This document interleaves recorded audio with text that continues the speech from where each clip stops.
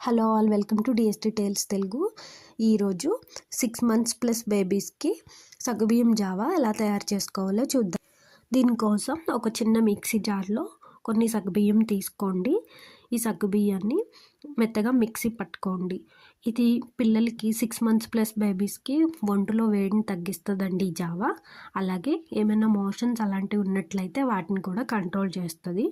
So ఇప్పుడు ఎండలు ఎక్కువ ఉన్నాయి కాబట్టి అట్లీస్ట్ 2 daysకి ఒకసారైనా వాటర్ ప్లేస్లో ఇది తాగిపించండి. ఇప్పుడు మనం మిక్సీ పట్టుకున్నటువంటి ఈ పౌడర్ని చిన్నపిల్లలకి 1/2 tablespoon వేయండి. అంటే 9 months బిలో వాళ్ళకైతే 1/2 tablespoon సరిపోతుందండి.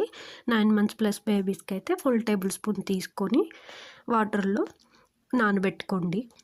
అలాగే స్టవ్ మీద ఒక గిన్నెలో గ్లాస్ వాటర్ వేసుకొని మరగబెట్టుకోండి. వాటర్ మరిగాక ఈ పేస్ట్ని అందులో పోసేసేయండి.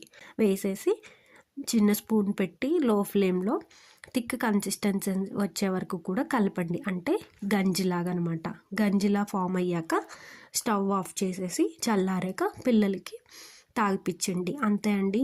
సమ్మర్లో బేబీ బాడీస్ని కూల్ చేసే సగ్గుబియ్యం జావ అయితే రెడీ అయిపోయింది. ఈ వీడియో నచ్చినట్లయితే లైక్ అండ్ షేర్ చేయండి.